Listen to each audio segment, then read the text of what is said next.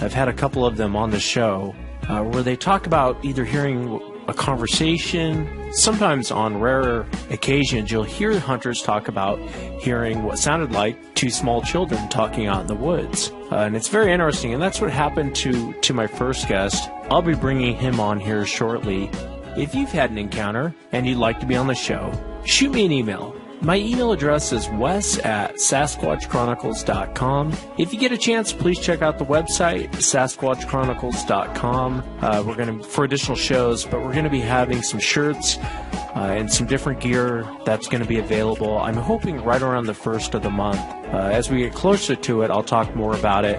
Spent a lot of time with the design, spent a lot of time making sure it was a quality product that's being put out. And I know I was at Beachfoot kind of giving out some of the older shirts and just gauging what people thought. People seem to really like them. Beanies, even have stuff for the ladies coming out. So right around September 1st, look for that. Let's jump into it tonight. Bob, welcome to the show. Thanks for being here tonight. Yeah, thanks for having me. And if you would, I know you had two incidences, and the one in 2013 really fascinated me. But before you get to that, would you mind stepping back and talking about the encounter you had in 2008? If you would, for the audience, just talk about where you were at and then walk us right into what happened. Yeah, sure. So the first incident happened, so it would be in Otter Tail County, Minnesota. That's kind of northwest, north central Minnesota. Mostly, it's kind of where the deciduous forest hits the prairie. It's for folks who aren't from here. And basically, I was out bow hunting on some land my family has, and I had shot at a buck that was about 40 yards away. I was sitting in a tree stand on the edge of a field. It was an old wheat field, but it had just gone fallow, so there was nothing in it, just high weeds. And I was pretty sure I had missed my shot at this buck, but just as a matter of principle, I always go check to see if I hit something, see if I see fur or blood. And I got down. It was about that time of night where the sun had gone down, but there was still a little ambient light out on the field. I didn't need a flashlight to look for blood, but if I was in the woods, I would have needed a flashlight. Yeah. So some light on the field, but the woods were very dark. And I was crouched down, kind of following this trail the deer had followed through the field, looking for blood, looking for sign. And about then, the section of field I was at was pretty narrow. It was kind of a funnel in the field. That's why I was hunting it. It was only about 70 yards wide. And so I was kind of crouched down, and I hear this noise. I look up, and I saw antlers. I saw another buck, a nicer one, walking down the edge of the field. That would bring it at a line to about 30 yards away from me, which is, he didn't see me. That's kind of a bow hunter's dream. Big buck, 30 yards, doesn't see you, walking right towards you. So I knock another arrow, and I'm crouched down on one knee. My plan was to draw back, kind of get semi-lined up, stand up, and take the shot, kind of surprise him. And I recall I took a breath before I was going to draw my bow back, and right as I took that breath, I heard the like, I'm telling you, man, it's the craziest sound I've ever heard in the woods, right underneath where my stand was, so about 40 yards where I was crouched down. And it was like, this sound started at a lower pitch than I could make with my voice, almost like a rumble or a growl, and it rose in pitch and volume to a pitch and volume higher than I could possibly make. Just it started low and just sort of crescendoed up to this super high-pitched sound. And usually with white-tailed deer, if they are startled, they'll stop, they'll freeze for a second, they'll look at whatever their potential danger might be, and they'll typically decide to run, and they bound off with their flag in the air. They get their name white-tail. But this buck, the second it heard that sound, it was like it got shot with a rifle. It just bolted. Didn't stop, didn't flag, just ran like for its life as fast as it could. Didn't even take a trail to go into the woods, just crashed through the brush. And it left me on the field alone with something just screamed at me from 40 yards away. But then I was thinking, like, well, did I hear that wrong? Was it something I could identify that it's echoing, or I was confused because it just wasn't registering as anything I'd ever heard. So then I was thinking to myself, okay, if it does this sound again, I'm going to try to replicate the sound. I'm going to make this sound again because I wanted to see what the heck was screaming out there. Before you made the sound, did it sound like an animal? Did it sound like a person? I mean, what was your feeling when you heard it? I would have to say it sounded like an animal. Sort of when it was at the low tones, it was more of like a growl, very, very deep and guttural.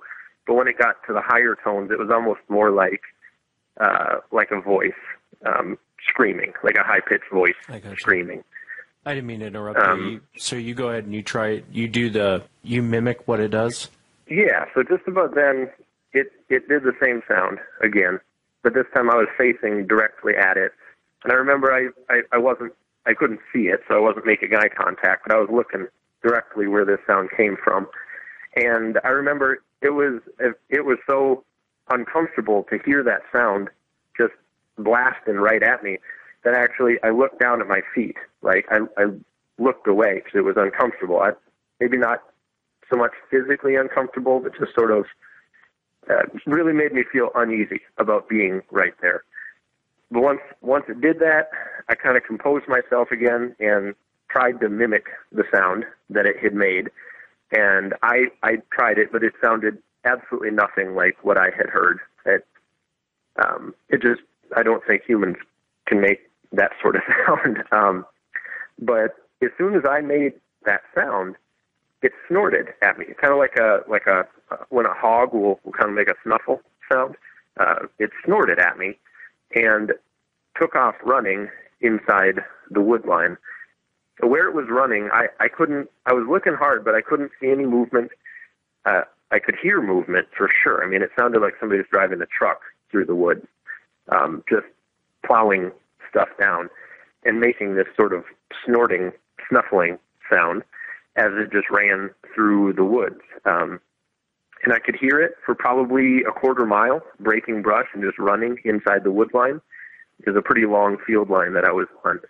And it just ran off, and that was the last I heard of it. Just sort of left me sitting there feeling pretty uneasy about having to walk back through a swamp to to get back to my house. So yeah, I don't blame you. So it must have been big if you heard it breaking branches on as it's going out, as it's leaving the area. Yeah, it did not sound little. Yeah, I mean, if you've ever heard like a big buck just crashing through the brush, it was far noisier than that. It had to be big, whatever it was, to make the noises like that and move that fast. What did you think it was at the time? At the time I had no idea. I was not thinking Bigfoot at all. In fact, I was just really confused as to what it could be. I went back out there the next day with an AR-15 and a 9mm because it sounded big, whatever it was, and I wanted to see if I could find this trail. I figured, oh gosh, it must have left a heck of a trail, busting brush like that. And I only made it a little ways into the woods. There's a normal game trail that I knew about that ran inside that wood line, and I made it to that, kind of poked around there, but I just felt it wasn't even 12 hours later, and I felt really uneasy, so I just backed out of there and left. I really didn't give it that much of a shot to find tracks. I didn't really care at that point, just didn't want to be there. So I don't blame you one bit. It's interesting, the behavior. I've as you and I were talking yesterday, Bob, I've spoken to witnesses in the past that described, I was telling you about two of the witnesses I spoke to.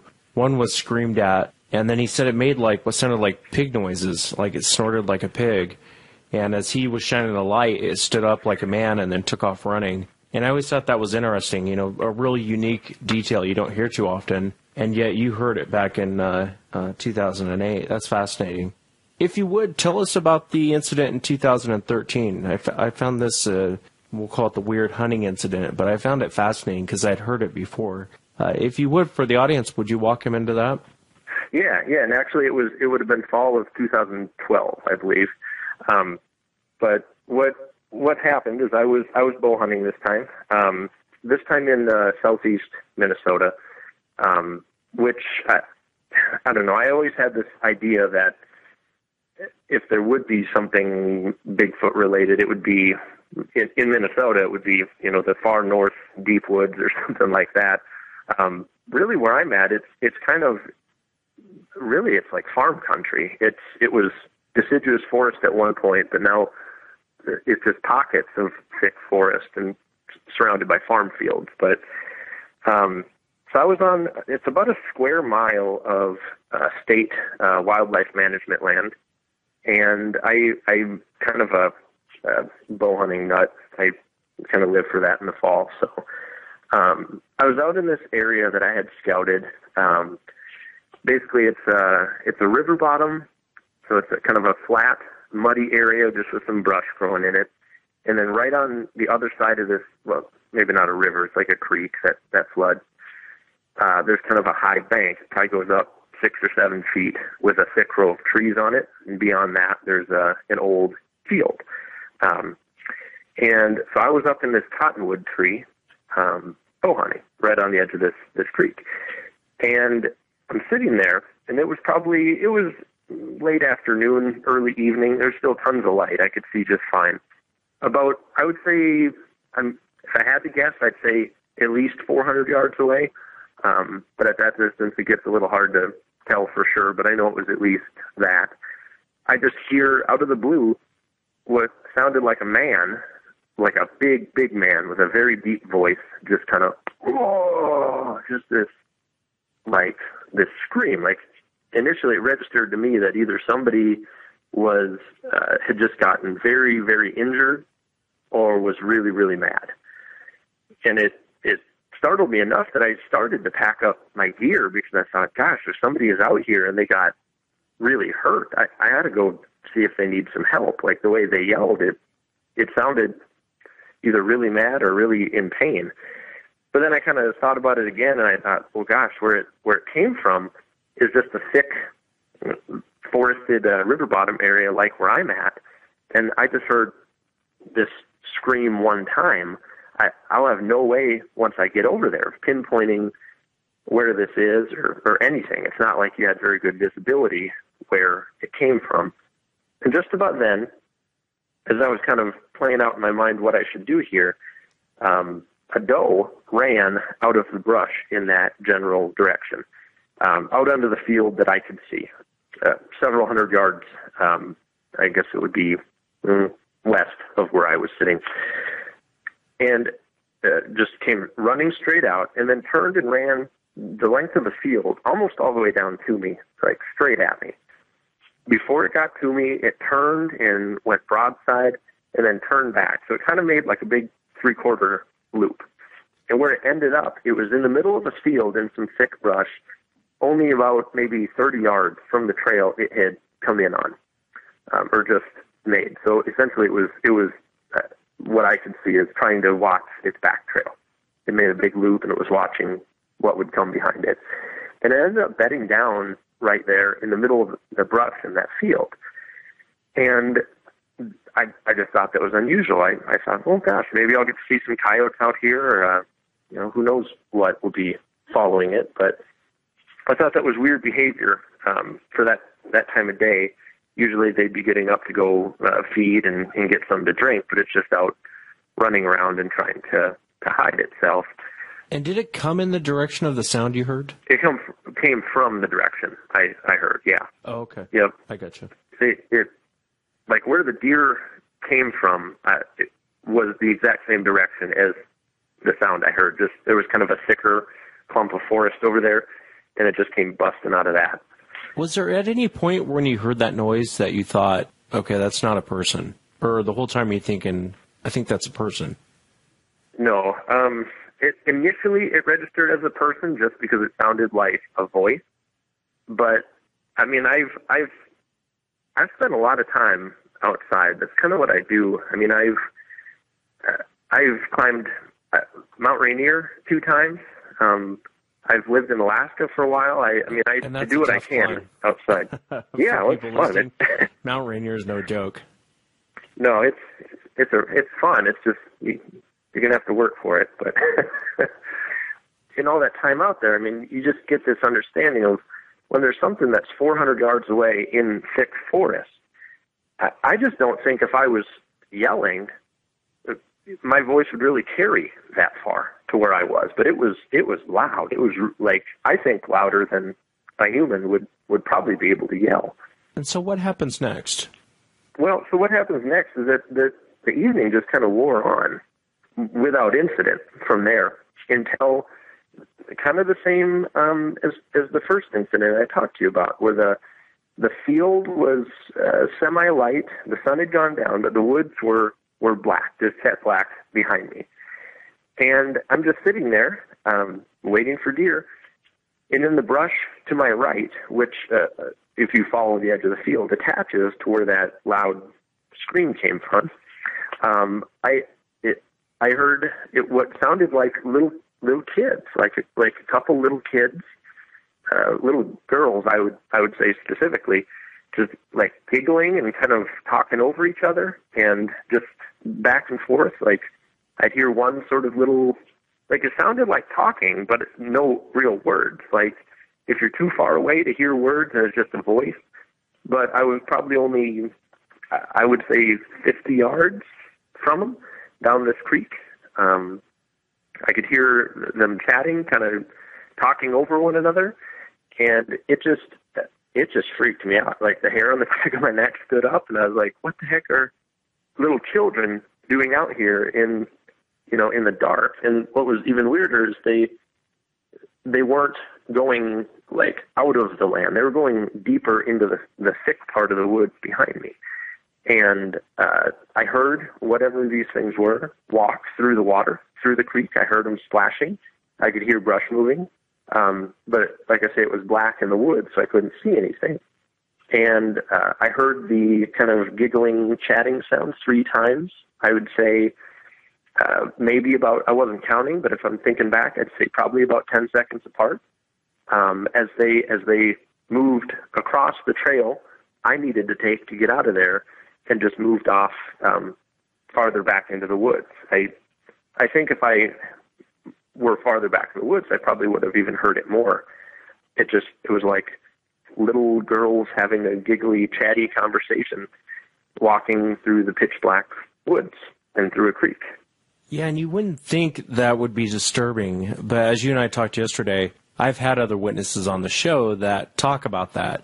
And I'm glad Brian sent it to me. It was episode 152, where he talked about that. And I believe, if my memory's right, Brian's up towards Mount Hood. And the area he describes, is, as you and I were talking yesterday, it is a very, very, very remote location. Brian knows what I'm talking about. Little kids are not going to be up there giggling and laughing. I mean, it's like the middle of nowhere. And that's what freaked him out about it, is it sounded like, and I think he described it, and I'm sure Brian will correct me, but I want to say he described it like Russian kids talking. He couldn't quite make out what, he could tell it was some sort of conversation, but he couldn't understand anything they were saying. Did it sound like a language? I mean, is that kind of what it sounded like as you perceived it, as you heard it? Yeah, it did. I mean, it didn't sound, I told my dad about it at one point, and I think he had said, well, was it, raccoons make kind of a chirping sound. I was like, no, I know what raccoons sound like. It wasn't raccoons. That was not it at all. And I was telling him, like, well, if that's how I'm describing it, I've really failed at my description, because that's not what I heard. It definitely sounded like intentional. It wasn't just animals making a little, like, chipping sound or something like that. It was intentional noises, and they were talking over one another. One would start, and then the other one would kind of bust in and go over it, and then the other one would do the same. And it didn't, if you had to place an emotion to it, it didn't sound angry.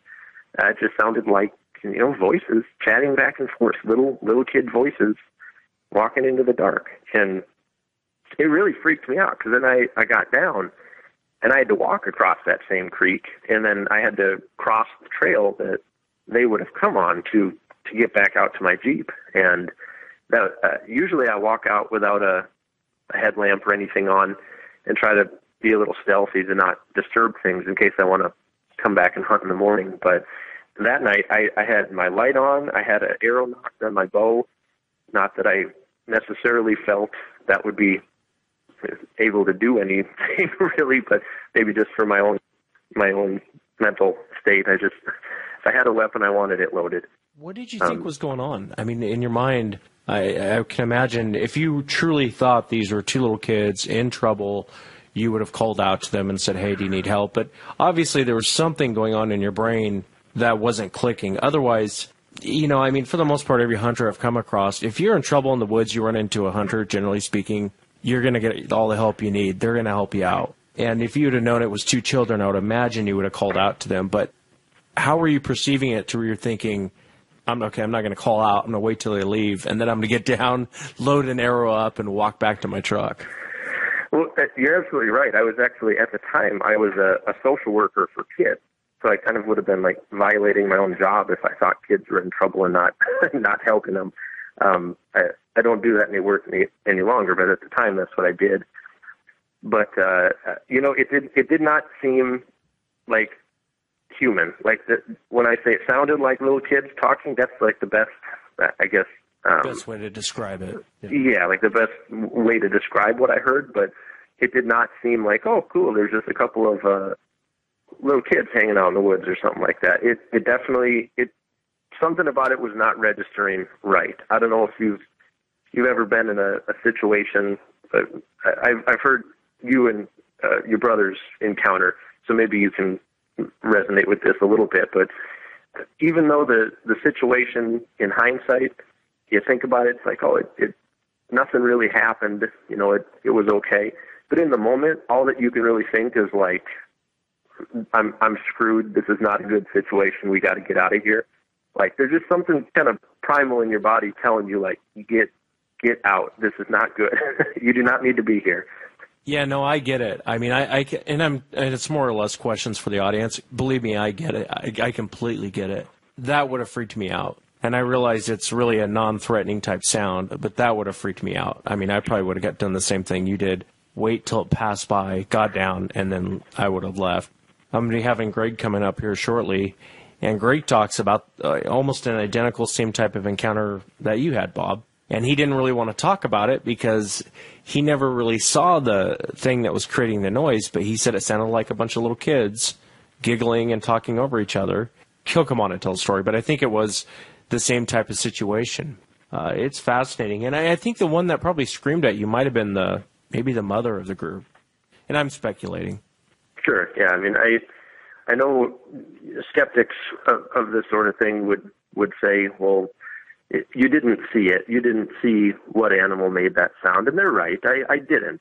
But at some point, enough of the same people say the same stuff. It's like, in Alaska, if you hear a bear, you don't need to see the bear to know there's a bear there, and you still act the same way. Okay, well, I'm getting out because there's an angry grizzly right there. I don't see it, but I hear it, so I'm leaving.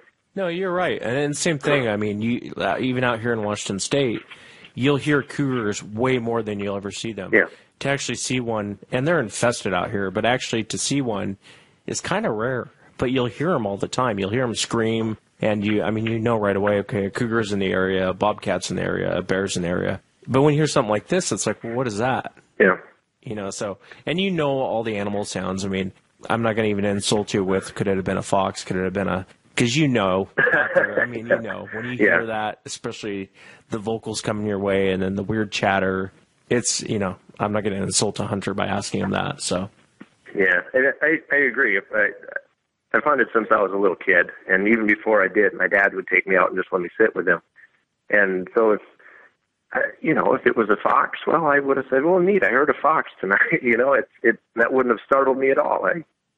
I live out in the country now, and we see and hear stuff like that all the time. But in all the years I've been hunting, those are kind of the two incidents where I'm just kind of left scratching my head like, what the heck was that?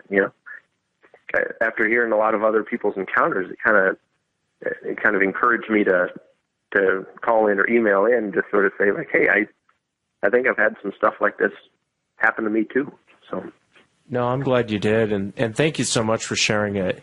I actually posted part of your story to the blog, and I got a lot of emails from it. A lot of people were saying, "Hey, you know what? This guy's talking about this strange voices and chatter and what sounds like kids." Well, I've experienced that too, and so I appreciate you coming forward with it. It's a creepy story, man. That would have creeped. I can't say I wouldn't have done anything different. I would have slowly moved out of the area too, as well, like you did. Yeah. Well, thank you, Bob. I appreciate you coming on. Yeah, I appreciate you having me. Thank you. And it looks like I had planned on having Greg coming up on the show next. He just sent me a message saying he'd be unavailable. Greg, we'll follow up with you next week. Not a problem at all, buddy. Thanks again for hanging out on hold. Let's jump to Mark and his 13-year-old son, Richard. Mark, welcome to the show. Thanks for being here tonight. Hey, no problem. And I know you and your boys had an encounter, and hopefully we'll get a chance to talk to Richard, one of your boys that was there. But prior to your guys' encounter, not even 9 days ago, prior to that, you had mentioned there were some odd things going on and around the property. In what state is this located in? This is in Tennessee. We live in a small town about 35 miles north of Chattanooga. The encounter happened about, probably within 5 miles of our actual residence. But there have been other strange occurrences that happened at the site of the encounter and also at the residence, if that makes any sense. Yeah, how far back, date-wise, did some of the odd encounters take place? 1986. And if you would, just kind of describe some of them. What were some of the strange things going on around there? Well, the very first one in 86 was in the same area that the encounter happened in. And what this is, it is a state park. In fact, it connects further to the northeast. It connects up with the Appalachian Trail. And it's very, very thick forest and whatnot. It's got a river that runs down from the mountain and it comes down through the valley. It's really nice. But anyway, a friend of mine and I had gone camping at this place, and back then they didn't close the gates at night, and supposedly the urban legend was at nighttime, all the devil worshippers and all the weirdies would come out at this place, and do their rituals and whatnot. And I guess every town has an urban legend like that. But we went camping up here one night, and we went about 5 miles off the trail. And I know that in this area there are black bears, there's wild boar, all kinds of deer, there's mountain lions, there's even some kind of species of a black panther that the TWRA still denies that they exist. But anyway, so what we did, we had made a perimeter of like noise-making booby traps. These things started going off, and we had a pretty good fire going, but we never could see what was setting them off. And so we're both armed, and we're thinking, okay, this is weird. This is just really weird. Who's messing with us and stuff. Well, all of a sudden, that's when rocks started being thrown at us. And we figured, okay, maybe we got too close to a moonshine spill or worse. And so we decided to leave. And there was something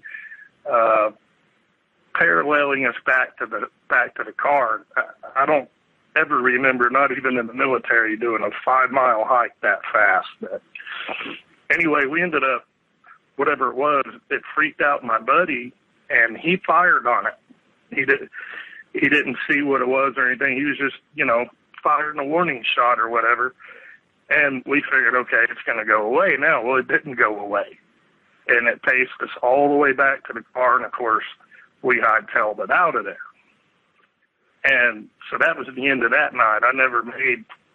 Neither one of us made any kind of connection with that. We didn't even talk about it ever again because it was just, Very really strange, yeah. way out there. Yeah. So I spent a lot of time off and on up there. And now that I think back on it, you'd hear wood knocks or something like that. And I figured, well, maybe that's just, a dead limb pounding up against the trunk of a dead tree or something. I mean, I never made the connection of it being Bigfoot. And so I ended up, because I'm originally from Los Angeles, and I moved back in 88, and I ended up joining the military, and then I came home in 94. And so, excuse me, anyway, I ended up getting married and stuff, and we moved back up into this area, and then what started connecting the dots was where we live now, there's a ridge at the end of our street. And if you were to go straight up that ridge, straight down the other side, you would run right into our old house. And it was nestled pretty much in the tree line, starting at the tree line, and it was at the end of a game trail. And one night, my wife came home from the store, and she said, "Hey, come out here and listen to this." And so I went out on the porch, and I swear, coming from the woods, you could hear a woman screaming bloody murder. So I called 911, and 25 minutes later, we get a deputy come out, and I'm telling him, what I had heard and everything, and he's kind of looking at me like I lost my mind. I said, "Listen, I'm former military police. I'm not crazy. I know what a woman screaming sounds like. And I'm telling you that there's a woman up there in trouble." And he finally agreed, okay, well, because there was a neighborhood up there. He said, "Okay, we'll go check out this neighborhood." And so that was that. Well, the next morning I got up and I thought, man, there's just something not right here. And I had this old hound dog who loved to hunt. And I put him on his leash, and I was going to take him up into the woods with me. And we got to the edge of the tree line. This dog goes flat on his stomach and starts yelping and like I'm just beating him to death. And I'm like, "What is the matter with you?" So I took him off his leash, and I told him to go home, and I went up there by myself. And I started right off the bat getting that sixth sense that, something's about to happen. There's danger, hairs on the neck standing up and whatnot. I was feeling like I was being watched. And that's when I got a whiff of the smell. And it was the same smell that hit us when we had our encounter the other day. I misspoke in my written report and called it raw crap. And people have been giving me grief about it, but what I meant to say was kind of like raw sewage. Yeah, no, I know what carcass. you meant. No, I know what you meant. I know what you meant when you said that. It was absolutely horrendous. But what I did, I ended up coming home, and I started talking to people. I talked to a game warden up here, and he was telling me, well, I don't know what that could have been, and I don't know of anything that makes that kind of noise. So I got on the internet, and I started listening to known vocal recordings of known species and unknown species of animals. And I ended up wandering onto the BFRO site, and they had a recording of that Puyallup. Is that how you say it? Puyallup scream? Puyallup, yeah. And that was an exact duplicate. And I was like, oh, no, this just can't be. There's no way. I mean, there's no way. That's out west. Those things are out there. They're not out here, And so we started having strange things happen after that, like at night when we would let the dogs out. There was something very big and very bipedal that was inside the tree line at night, walking around, and it was so thick, you know, you could be 15 or 20 feet away, and you would never see this thing. And that was sort of unnerving. Yeah, it's very unnerving. You know, you would, my wife refused to take the dogs out at night anymore. She said, I'm just not doing it. You know, after dark, forget it. We're in the house. And something would come up and slap the trailer at night. And still, you know, I'm not putting all the pieces together. And again, I stumbled on the FRO site. And there was a report there from the county we live in. Lo and behold, there's this guy who filed a report, and from what he described, it was the exact same spot we were in 86. And he wakes up in the middle of the night, and he sees two of them standing there. In his report, he said that he went into the tent for his gun, come out, they were gone. And so he just did what a sensible person would do, went back in the tent, went to sleep. You know, of course, I'd be up like, no, ain't no sleeping for me, you know. But anyway, so that's what kind of opened my eyes that you got to be kidding, you know. Yeah, you started looking back at all the past things that had happened and started making sense on what was going on. Well, tell me about this encounter with your sons. What were you guys out doing, and walk us into what happened? Yeah, we went to this area because, you know, it's been so dang hot here. I mean, it's just been so miserable. And the water there's usually really cold. So the three of us went up. We took our two English Mastiffs with us. And, you know, we went swimming. And, you know, what's strange about this whole encounter was there were people there. When you enter the parking area, there's a couple of places that are shallow of a descent enough where you could go down into these, I call them little pools and whatnot. So we went into the very first one that you could enter. And, you know, so we were there for a while, and all of a sudden I started smelling that smell again. And I didn't say anything. And my son Richard, you know, he asked his younger brother, he's like, you smell that? And he's like, yeah. Well, they kind of ignored it. Well, my younger English Mastiff, she was sitting with me, and she would go to attention looking across the river about 30 feet and toward the tree line. And she wasn't barking. She didn't act afraid or any of that. She was just at attention. And then our other Mastiff actually swam to the other side, and she kept wanting to go behind this boulder that was probably, it's huge. It's really huge. It's probably about the size of a house. Richard wouldn't let her go. You just kind of have to know Rosie because she's off in her own little world. We didn't think anything about it. And so we're sitting there, and all of a sudden we hear this crackling sound. And we look up, and about 100 yards south of our position, lo and behold, here's this tree, a nice-sized pine. It's going over. And as it's going over, it's breaking into three different pieces.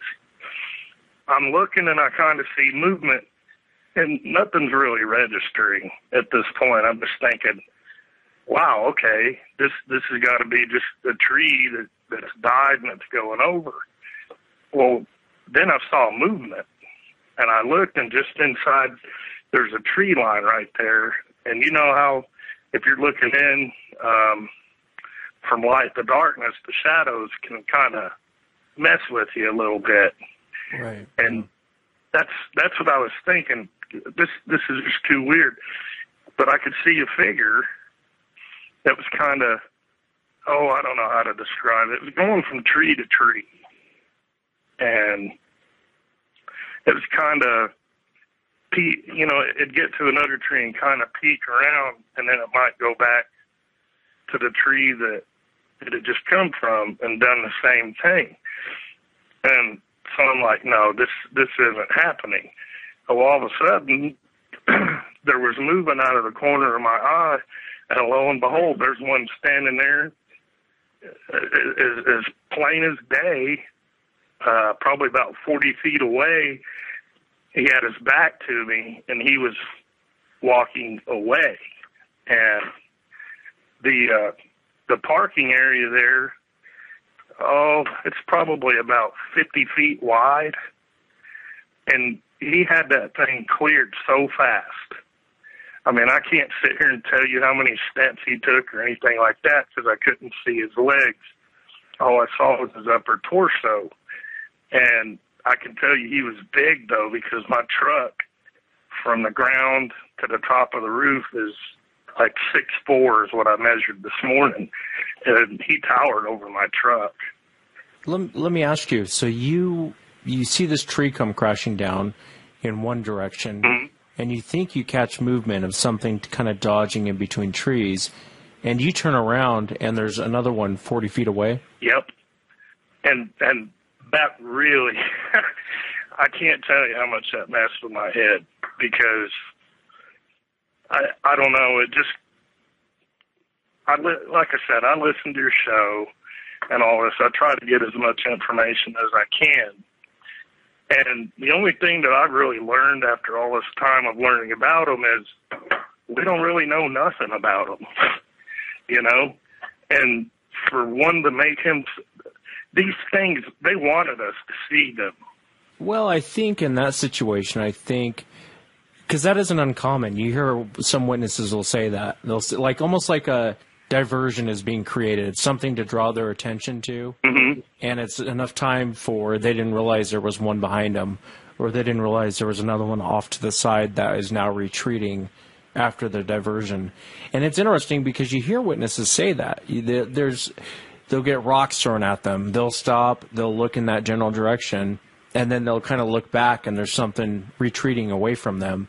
And I think that they do that. I think they do this diversion, complete divisionary tactics to make you focus your attention over here so that my buddy can get away over here. I mean, I've just heard it too many times from witnesses. The one that you saw, how would you describe it? I mean, you said it was 6'4" above to the top of your truck. How much taller do you think it was, and what did it look like? I realize you saw it from behind. Well, that thing had to have been about 2 feet taller, because it came, the roof of my truck, at least the angle where he was, it came to like maybe the top of his rib cage, maybe the bottom of his chest cavity. And I mean, keep in mind, I'm looking at this, I'm looking at his back and just kind of looking at where the side lined up is what I'm trying to say. And, it was over my truck by a couple of feet. So I was guessing between 8.5 feet easy. And the way that, well, like I said, I saw it from behind, but it really reminded me of a bodybuilder, kind of. And the head was, it had the cone-shaped head, but it looked like it didn't have a neck. Like the head was just, I don't know, man. It was kind of weird. Like the head is just, popped on top of the shoulders, super glued or whatever. I don't know, but it looked really strange. It looked like it was reminiscent of a giant gorilla walking upright. I mean, that's what it looked like to me from behind. I wished I could have seen the front. And that's interesting because he was retreating away from you at the time, too. Yeah, see, and that's the part I don't understand, see, because this is where it gets really strange. See, just up the river in the next pool is full of people up there, and it was maybe only 1,800 feet away from us. But I wasn't taking into account the thickness of the forest absorbing sound. You know what I'm saying? Like that old saying goes, if a tree fell in the forest, nobody around, would you still hear it or whatever? I really don't think they heard that tree go down from where their position was from us. I think that, the forest ended up absorbing all that sound because you can't even hear traffic on the road, and the road is, right there. Yeah, especially if there's water nearby or if they're swimming or you're right. I mean, and I know that from here in Washington State, you get within, 20 feet of we call them rivers out here, right? Basically small creeks. There's so much sound, you really can't hear. I don't know that I would hear a tree fall 150 yards away because the river picks up that sound or in the area. And you're right. I mean, I guess what I'm trying to say is sound does bounce around a lot in the forest. So what happens next? This thing walks off, and then what do you guys do? Well, when it gets kind of even weirder from there because when this thing crossed, my son Richard, he says, "Dad, did you see that?" And I said, "Well, I think so." That's all. I mean, because I was still trying to, absorb what I couldn't believe what I just saw, the time of day that I saw it. And like I said, there are other people here. But, I mean, I know that wasn't any person. And so when that thing crossed, every instinct within me was saying, you really, really need to get your boys and you need to get out of here. But then I thought, well, wait, I need to give this a couple of minutes and let this other thing get out of the way, because at the time, I mean, I didn't know what I was dealing with, and I didn't know what this thing was going to do. So after a couple of minutes, the dogs go back to attention, and they're looking over there at that dadgum boulder. And all of a sudden, we thought it was a motorcycle at first. And I just kind of looked at my son, and he looked at me like, that was kind of weird. Well, then it did it again, and it wasn't no motorcycle. It was a growl, and it was a big one. Again, I'm still trying to grasp what I'm hearing, and it did it one more time, and this time it was really, really something out of hell. And that is what really got my butt in gear because I said, okay, we're going home now. And that's what we did. We hiked our little butts back up the trail toward the truck. And as we got closer to the truck is when my younger English Mastiff, that's when she started acting kind of nervous. And we started hearing these calls coming from the direction of that boulder. And we weren't, again, this is another strange part. We weren't far from that boulder. We were probably under 100 yards from that boulder. But those calls, the forest absorbing a sound like it does, I guess, it sounded like they were really far away. We bolted out of there. And, it took me a while to really, believe that my mind wasn't screwing with me because, my other boys saw it too. Both my kids saw it. And or saw them. I don't know if they saw both or just saw the one, but, and then you have the one behind the boulder, and I'm just kind of wondering, did we wander into something? I mean, were there young involved, or something like that? And, of course, I'm thankful it didn't turn out worse than it did for us. Yeah, no, it's hard to say. It sounds like you were in between two different creatures, and so that, it's all intimidation to make you leave. That one that plopped out really fascinates me, though. I really think it was a diversion tactic to make you look this way while this one gets away. It sounds like you guys were just kind of stumbled into the wrong place at the wrong time. Yeah, that would be about par for the course with my luck. But, the one that walked away from us, another odd thing about it, didn't hear a sound out of it. I mean, nothing. You didn't hear, feet touching the ground. You didn't hear any kind of grunting or there was absolutely nothing. And I was thinking, wow. I've always been curious about that because I always wonder if the creature is actually not making any sound. Or, a lot of times when our adrenaline rises, sometimes other senses will kind of, if you ever notice, like in a car accident, you don't really hear anything during the car accident. It isn't until afterwards or right before the car accident. But during a car accident, if you talk to a lot of people who have been in crashes, they don't really hear anything during that. I almost wonder if it's that adrenaline gets pumped up, and then that's one sense you don't need at the moment. You need your legs, you need your eyes, and you need to be alert. And so and that's just my guess. I could be completely way off on that. Yeah, I tell you, the whole thing was bizarre. I mean, I'm pretty sure that these things aren't the lovable little tree creatures that we hear about, from other organizations out there. But I think it's a highly dangerous predator, and I think it's nothing to be played around with. I think it's a very intelligent predator, but it's a predator nonetheless. You know what I mean? Yeah, and what kind of woke me up to that was I was thinking to myself, I didn't hear a sound come out of this thing at that close range. I could imagine how all these folks, it's not hard to put together how they disappear. I mean, they can't even hear these things come up on them, And I pretty much have come to the conclusion that they see, or you see what they want you to see, and you hear what they want you to hear.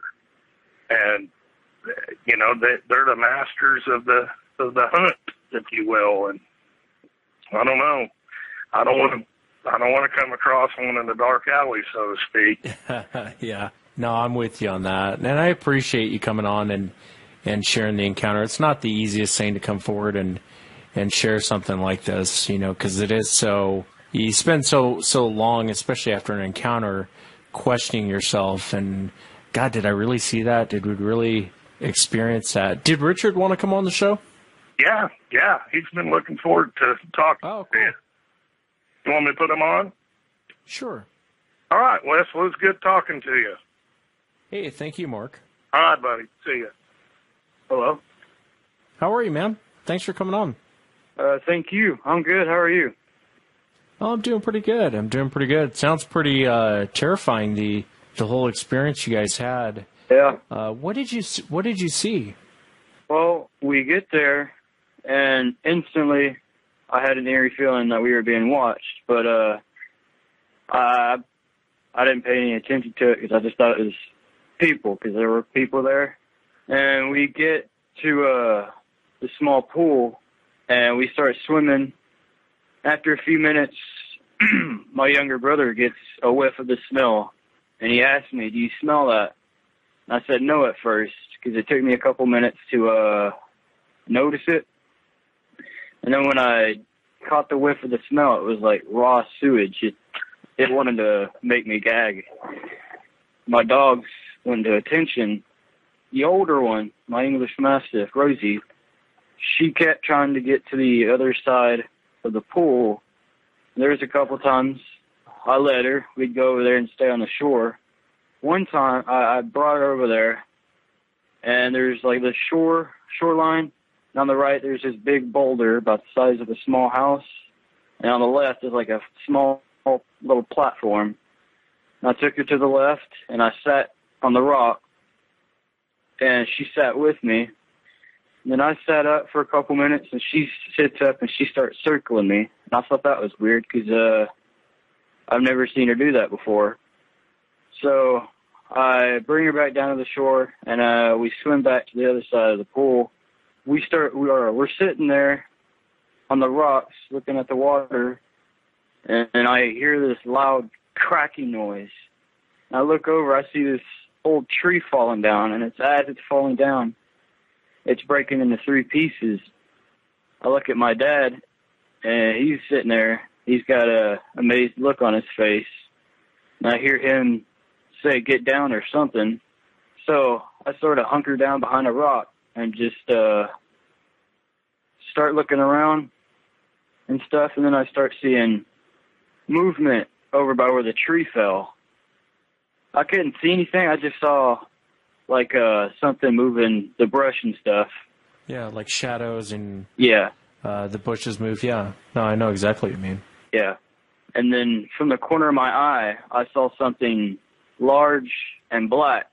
And by the time I had turned my head, I could see just the tip of the head disappearing behind the hill. And I turned and looked at my dad. I said, "Did you see that?" And then a couple minutes later, me and the dog gets back in the pool and we start swimming. I hear this loud grunt, sort of like a roar, you know. At first, I thought it was a car coming up the road, but then there was another one. And I looked at my dad and I asked him if he heard that. He said, "Yeah." And then the growls kept getting more and more frequent. And it wasn't just one of them, it was two of them, because I could hear some growls coming down the river. I thought that was cool. So, yeah, it's scary. You know, it's cool. I get what you're saying. You know, when you're in those situations, yeah, you're terrified and you are curious. You're in amazement. It's like you get the rainbow of emotions and you're not really sure what to do. But it is. I mean, you've experienced something many people out there wish they would have experienced. But I didn't mean to cut you off. So what happened next, Richard? My dad says we need to get out of here. So we get up to the parking lot, and he says, "Look for footprints or any physical evidence, something like that." And I found something in the gravel, but I couldn't tell because, I mean, it looked like somebody had dug their heel in the ground and started moving it around and stuff. But, yeah, we moved on. And by the time we got to the edge of the truck, I heard a call coming from the opposite side of the river. I turned to my dad and I asked him if he heard that. And he said, "Heard what?" And then right after I said that, we heard another call. What kind of calls you hearing? It was like a whoop call. Oh, I gotcha. Yeah, and then the younger Mastiff, she starts getting a little, I guess, nervous. So we get in the truck and we drive off. And we came back this morning to take measurements. We found one tree that was actually pushed over and twisted, but it was bent at like 7 feet high up in the air. It was bent over and twisted, and it was fresh too because there was still leaves on it and stuff. Well, do this for me. Be careful when you're out there, will you? I mean, I realize, yeah, you're 13, you got way more courage than I had when I was 13, but, be careful when you're out there. Pay attention to your dogs. Your dogs will give these things away like there's no tomorrow. Yeah. When you start seeing your dog start pointing in a general direction, there's something you need to stop and pay attention to. And the other thing, which I don't think you would do because you kept your cool through this whole thing, is never run. If you ever come across one of these things like you did, I know a lot of people, they want to run. Don't run, but back off as quickly as you can, but just try and not run in those situations. Yeah. I would imagine this sparked your interest, as far as these things out there? Yeah. And this wasn't the only and first encounter I had either. I mean, not like this, but they were like calls and stuff. Yeah, that's what your dad was talking about. You guys hear him around that property and you hear him vocalize. Is that kind of the stuff you've run into in the past? Yeah, I sometimes once or twice every fall, I'll go out and do a couple wood knocks. Very rarely I'll get a response. I'll get either a wood knock or a whooping call. So yeah. Well, yeah, be careful. Like I said, I know it's fun, but keep in mind this is a very large predatory animal. Yeah. That could turn on you. So be careful when you're out there. I like your style of research, though. I like the fact that you and your dad go back to the place where you had your encounter. Very few people do that. Yeah. And you got your eyes and your ears open out there. What do you think Sasquatch is, Richard? What do you? And there's no wrong answer. I'm not really sure. I think it's like a cross breed between an ape or something. I'm not really sure. Until there's disclosure and this actually comes out, it's hard to say what it is. But I tend to agree with you as far as what they are. Well, Richard, thanks for coming on the show, man. I really do appreciate you and your dad sharing your encounter. It's something you'll never forget. You know, when you're an old man like me, you'll still look back. It'll be fresh in your mind, and I'm sure you'll be telling your kids and your grandkids about it. Yeah. You know, I really do appreciate your courage coming forward and sharing it. Just thanks for being here, man. Thanks for listening to the show. I really appreciate it. Thanks for having me. Oh, you're welcome, Richard. Thank you, and thank your father for coming on the show. Thanks so much, guys. Let's jump to Stephen down in Texas. Stephen, welcome to the show. Thanks for coming on, man. Hey, you're welcome, man. Thanks for having me. Yeah, no, I appreciate you being here. And for the listeners, they know Stephen from past episodes. He's down there in Texas. Does a lot of research, and I know, Stephen, you had sent me your website, which is lonestar-ape.com. And it's a cool website. I actually went to it a couple times, and I'll put it in the link for this show. But is there any encounters on the site that you wanted to go over? Did you want to talk about why you created the site? Well, I'll tell you right now what actually got me creating the site. I had a couple of friends in the area and everything else that actually had heard me be on the show before. And that when they realized I had an interest in everything else, they started to back up. I honestly had never done any research in the area out here. I was focusing mainly on East Texas and South Texas, that area. I just didn't think we had much of a history. And through these friends and everything else, they're like, oh, well, have you heard of this? And have you heard of that? Did you know about this? And that got me started. Come to find out, started digging through the newspapers and the old news articles and everything. There actually is a fairly interesting history in this area, one that I had not been aware of. Finding new reports has been kind of hard. I've been focusing mainly on more historical, well-documented reports. For one of them, I'm about to talk to you for a second, the cattle critter, for example. It took place back in 1964, and this was just a weekend that a little town went berserk. I mean, that's the best way you could call it. Referencing that with another one I ran into, the Holly Hymn, that took place in the 70s, and then I started coming across a lot of articles around various towns of the Brazos River, examining the Brazos River sightings and everything else. When I started plotting them out on a map, and we're talking historical, we're talking from like 1880, 1870 on up to today. When I started plotting out where they were, I started noticing that almost all of these things were in some way, shape, or form associated with a river or a tributary of a river in that area. You can divide Texas up by its river systems and everything. And most of the sightings, not all, but the vast majority, are probably within a mile of one of the major rivers or one of their tributaries. I had noticed that on the website. You'd put that together beautifully.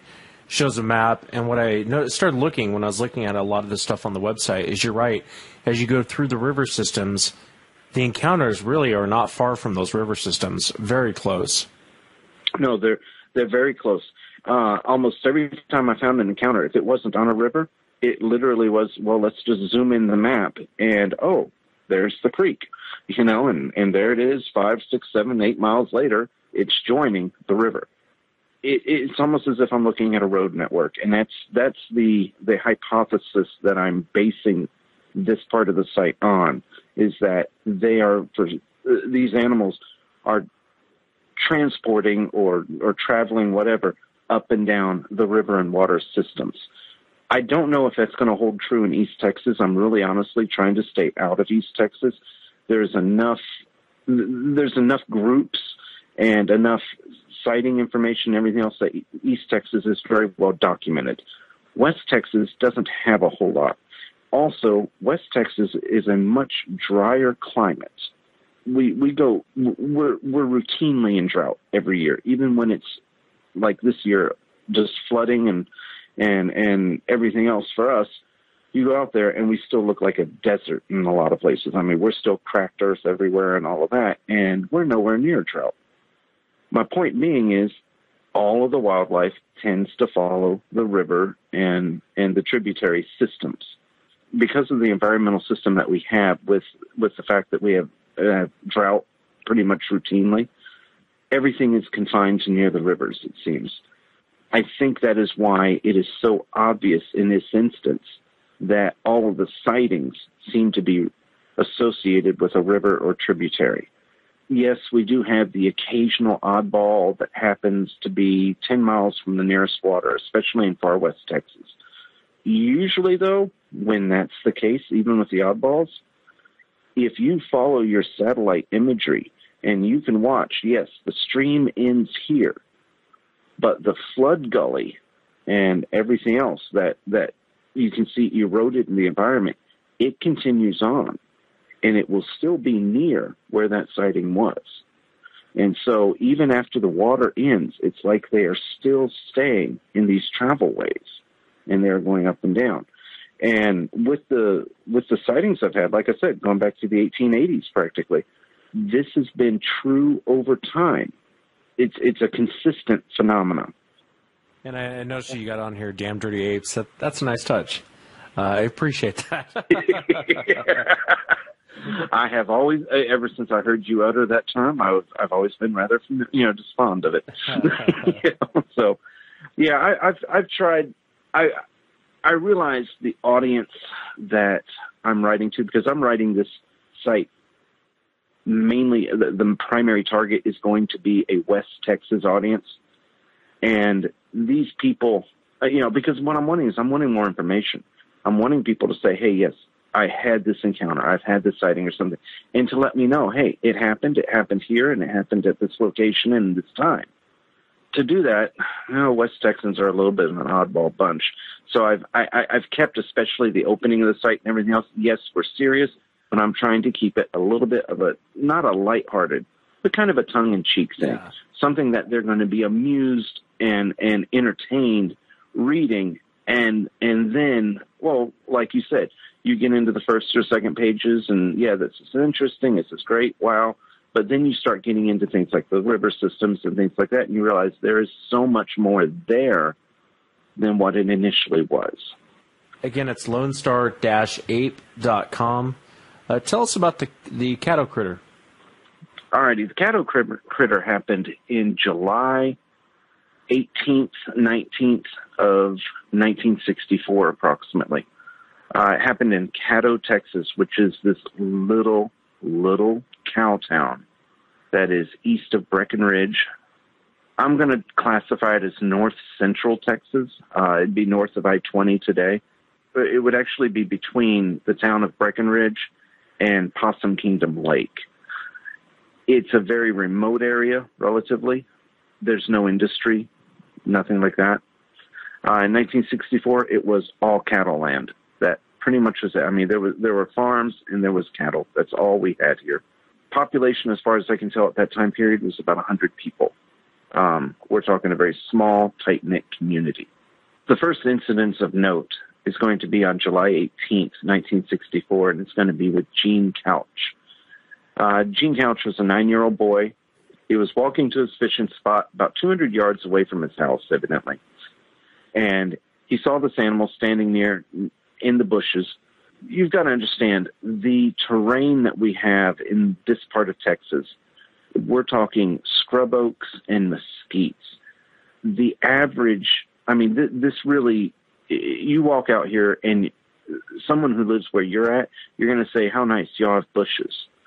We literally, our trees are like 10 to 15 feet, and that's it. We're very stunted. Like I said, it's a low water environment. Tends to be fairly thick. A lot of briars and a lot of brush, but nothing tower trees or anything like that until you get to the river and the tributary areas.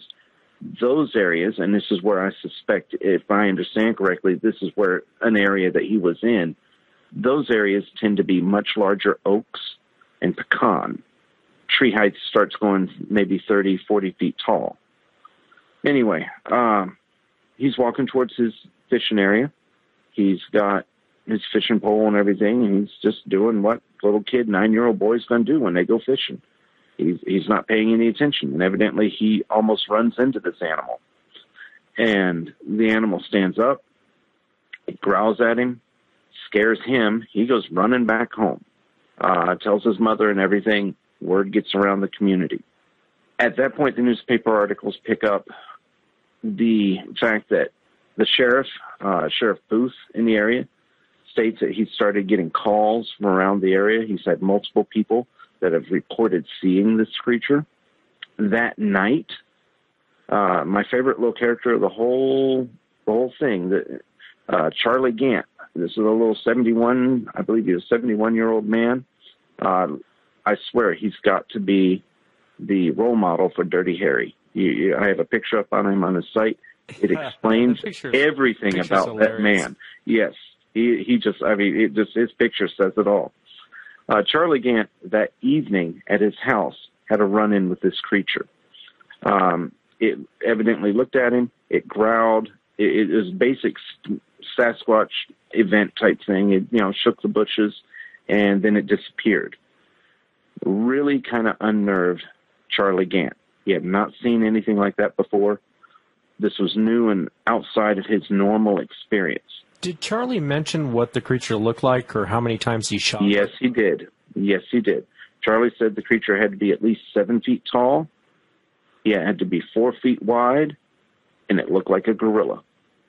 Now, that's very important because little Gene Couch didn't say 7 feet tall and 4 feet wide, but he described the animal he saw as a big gorilla.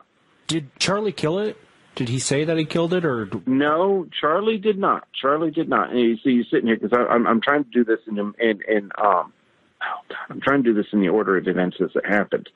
That same day we had another woman and a son who also reported while they were out walking them seeing the same thing. We do not know the name of the mother and son. They were just anonymously reported in the paper. That was Saturday the 18th. Sunday the 19th comes out. The only report we have is Charlie Gant again. This time he's out behind his house. Sometime during that evening, Charlie Gant sees the creature again. He describes it as making a ruckus and everything behind his house, and we just have to interpret what that means. This time he had his .22 revolver. And I love this because Charlie Gant felt, his exact quote was, "I risked my life to save this community." This, what he calls a 7 foot tall, 4 foot wide, angry gorilla, he decides to shoot at and empty his revolver at. This is a little .22 revolver, had 9 or 10 shots, and he emptied the whole thing at this animal. He did not kill it, didn't do anything. It just went away, according to his words. That was the last known report that we have had in this instance of the Caddo critter. So if he did do something and it goes off and it dies, we don't know. We just know that of this incident, that was the last time someone directly saw the creature. And that was Sunday night, the 19th of July, 1964. Yeah, in the picture you can see Charlie holding up his .22. He sure is proud of that gun. Oh, yeah. I was about to say, that tells you everything you need to know about that old man right there. You don't mess with him. Yeah, 72 rancher, that's Mm-hmm. old school right there. Very much. I think it's interesting, too, as you read some of these witness reports, they all say ape. A lot of them say ape. It was a large ape. Yes, they very much do.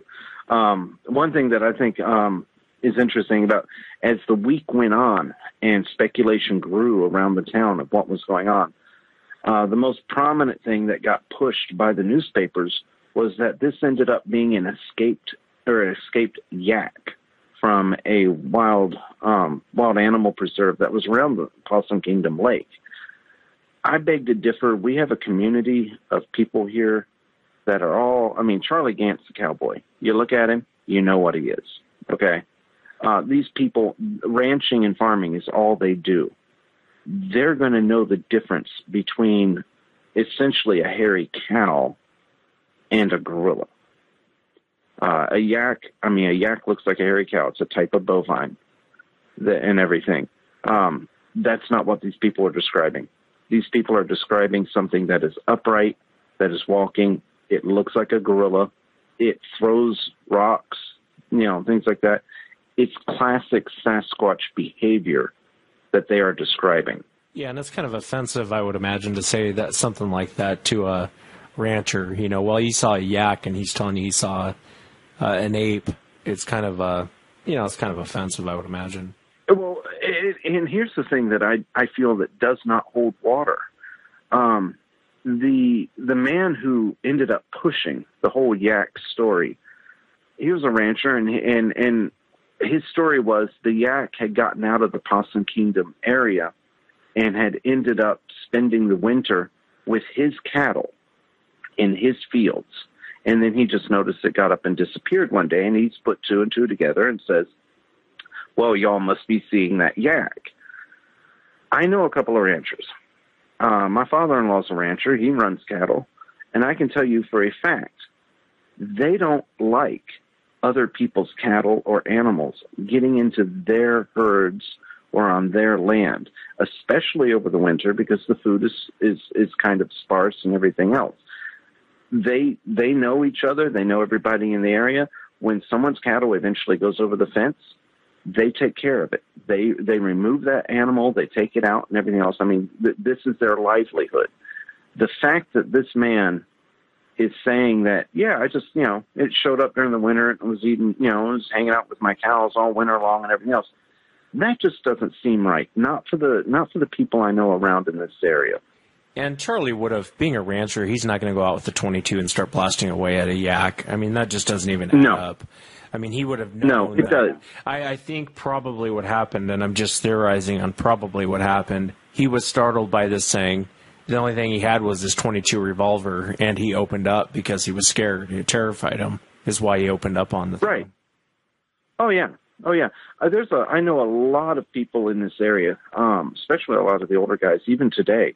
They carry 22 pistols and everything else as just a general utilitarian tool. I mean, it's a perfect snake gun is what it is. More often than not, that's what they're using it for, is to kill snakes.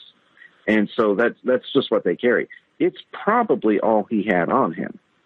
And for the fact that he felt like he used that weapon and emptied it out that small, I think honestly he's right when he says, he risked his life. He feels like he really did. He well, yeah, he did. That was not a normal thing for them to do. Yeah, I mean, because I'm sure he felt like, he did not have an adequate weapon. So the image I'm seeing of this event has got him backing up as he's shooting, because he's going back to the house.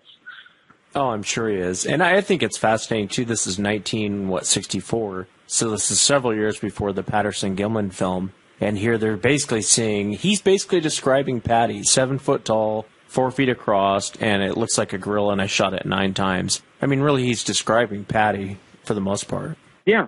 Oh, and there you have, I mean, there are so many reports that echo this same kind of thing that I've come across with. I've got one here. This is from actually Terrell, Texas, which is now part of the Dallas-Fort Worth Metroplex. Okay, this one would go along with the Trinity River system, actually, which runs across it and then runs down. It's what I consider my eastern border that I'm looking at right now. But I've got a report here from 1903 that is actually talking about a one-eyed wild man. And in the earlier pre-1950, most all of the reports are referring to these things as wild men. Okay, that evidently that was the term that was being used at that time period. And this one was described as being an extremely tall, one-eyed, nude, and hairy all over. And when the people saw it, it got up and walked in the other direction, and the people ran. But I mean, even back in 1903, it's still the same basic description. It's interesting. It's like the guy I had on Friday, and he was talking about his encounters in this particular region. And if you look up even like the BFRO, and he's talking back, I believe, back in the 70s, but if you look back at the BFRO during that time, all around that area, there's other witnesses that are describing exactly what he's seeing. So it's fascinating when you take an area like West Texas and you can pull these. It's like I've always said, whenever you try and do historical accounts on, if you look up Bigfoot or Sasquatch, you'll find stuff up until about 1960 they're talking about it, or 70 they're talking about it. But if you start looking up Ape Man or Corn Man or Wild Man, I mean, you'll get endless and endless reports from these areas. They go much farther back.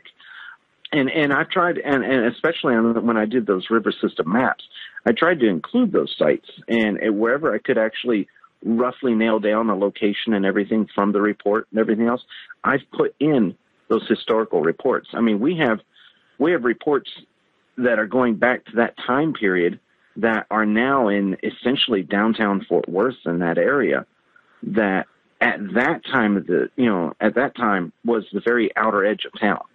You know, it was literally the boondocks, and you were back on the trail and everything else to go wherever. And they're still being reported back then. And it's interesting to see, as the city has moved out over the years, the reports, they don't stop in frequency, but they follow the edge of the city. Yeah, it's really interesting you say that out here in Washington. You're right, and you can look up the reports, because this area grew really quick back in the 80s and 90s. And prior to that, you know, like when I was a kid, a lot of areas around where I'm at, you'd see a lot of farm fields. Well, you don't see any farm fields anymore. And as you go farther north, like you're heading towards Seattle, you hit Battleground. You can almost look at the reports, and as the area grew out, the reports backed away from civilization. They do. They retreat. Yeah, they retreat. But it's not too far off from civilization. If you would, I know there's this other story on here, the Holly Hem story. Why was it called the Holly Hem? Was that what they were calling the creature? That's what they were calling the creature. The kids who saw it, they just referred to it as him. And I think it was, we saw him. You know, he was there, you know, that kind of thing. I have yet to be able to dig down enough to get the detail of why it was called him. I think it was just a generic him. I've got a lead on talking with one of the primary witnesses, the girl that was in that encounter, and I'm gonna dig on that a little bit more. I want to find out exactly, well, you know, what led to the him. You know, what is it that got that name stuck with it? I suspect a great deal of it is probably the newspaper, and they're just looking for catchy phrases and everything else. Because I see this again and again. I mean, with several of the creatures that have been reported over the years in our area. I mean, we've got the Haskell varmint, we've got the Holly Hem, we've got the Caddo critter, you know, we've got the Wild Man of the Brazos, you know, things like that. You're seeing sensationalism come out in the reporting, I believe, and so they're just catching catchy phrases and everything else. And this goes back, you know, to like what we were saying earlier. They weren't reporting on a huge scale. They weren't putting monster A over here with monster B over there and necessarily putting it together. Hey, these might actually be the same kind of thing. Everything was extremely localized, very much within a community and all of that. And so, you know, that's what we've got. Holly has its monster. Caddo has its monster. And that's where I think that's really where the names are coming from. Is more it's probably the reporters. The kids were just describing. Yeah, the kids were just describing. Yeah, I saw him over there, and he did this and all that. And the reporter said, "Oh, the Holly Hem," you know, that kind of a thing. Tell us about this one. So this one's in 1977, and I noticed the witnesses were describing a 7-foot tall, 4 feet wide, hairy, and they called it a wild man. But give us the cliff notes of this encounter. It was 3 boys that saw it, 3 teenagers. Yeah, it was. Let me verify. It was 2 boys and a girl, if I remember right. What we have is you had 2 boys that were actually from the Boys Ranch in Abilene, and this is interesting in its own right because I had no idea this organization actually went back as far as it did. The Boys Ranch is essentially for troubled youth, things like that. essentially gives the boys a place to go. I don't want to say it's a boot camp or anything like that, but it's a place where boys go to get kind of straightened out. Anyway, these two boys were working on the administrator of the boys' ranch. It was the administrator's private ranch, and they were clearing some grassland and brush out of the way, out towards the rear of his ranch. Essentially, the boys saw this animal again standing in the brush. It had approached them. It growled. The boys were kind of shocked, didn't know what to do, and everything. And then it started pelting them with rocks. One of the boys got hit in the leg, got a pretty decent bruise, I understand, from it. At which point the boys took off, and they ran to the closest house, which actually ended up being the McFarland residence, if I remember right. And there was an older girl there. These boys, I think, were about 14. The girl was 16, if I remember right. She accompanies them back out to see what's going on, thinking that okay, maybe we've got a mountain lion or we've got a coyote, something like that. You know, they're not believing the boys, but she grabbed her .30-30 rifle.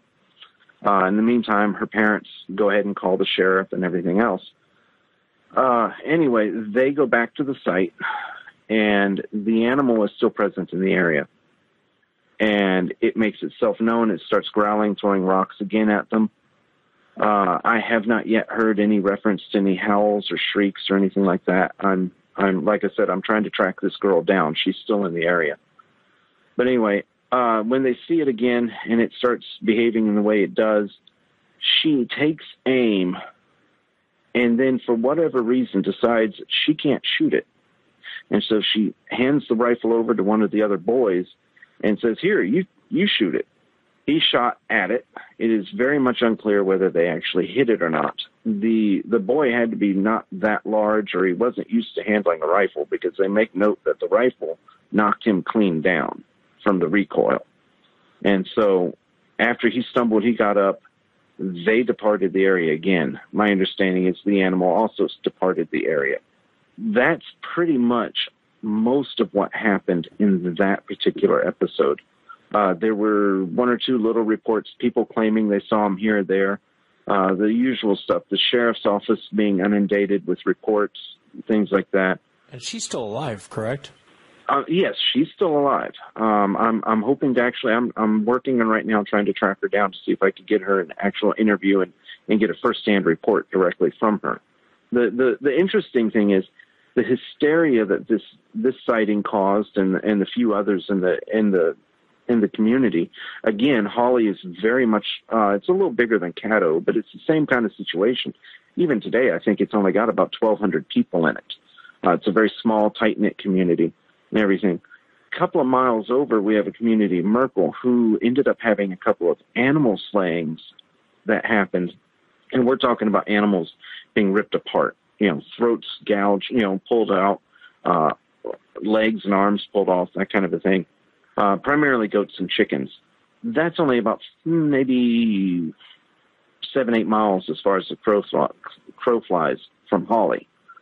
And it's hard because when they say you have farms in this town, that farm may be 5 miles outside of that town. That's just the way it happens in Texas. But everyone was still blaming this animal that they saw on Holly on these animal killings and everything else. These animal killings were not a usual event. And so that animal ended up getting blamed for it, even though there is no direct evidence that it actually did those things. No one reported any unusual tracks or anything like that. We just had the unusual animal killings that happened, and they put 2 and 2 together.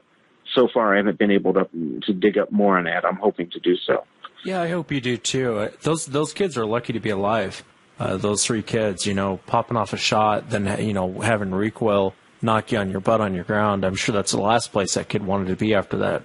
He pulled the trigger. But I'm really surprised with how aggressive it was.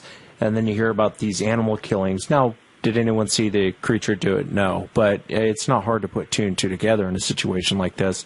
Yeah. And this is the thing. Again, it goes back to, we have this animal puts on this display. It's trying to not, for whatever reason, it's trying to get these kids to leave the area. That much is, to me, is obvious because they did leave the first time, and when they returned, the animal was still there. And so, therefore, again, the animal didn't move. The kids did. And so the animal, is just as aggressive when they came back.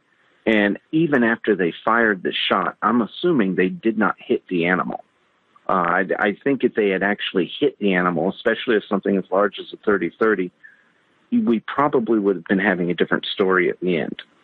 I would love to talk to the female that handed the rifle to one of the boys. I almost wonder why she couldn't pull the trigger. I'd love to ask her that question because there's a lot more to that story. You've got the magic question. That's the one I want to know, too, is what is it that stopped her from shooting that gun and all that? I can take a million guesses, but you're right. I want to get that directly from her. And when I can, I'm going to get that. And if I can, I'm going to direct her over to you. So, yeah, I was going to say, do me a favor. If you talk to her, bring her on. I'd love to talk with her. It'd be fascinating. I will to hear her take on it.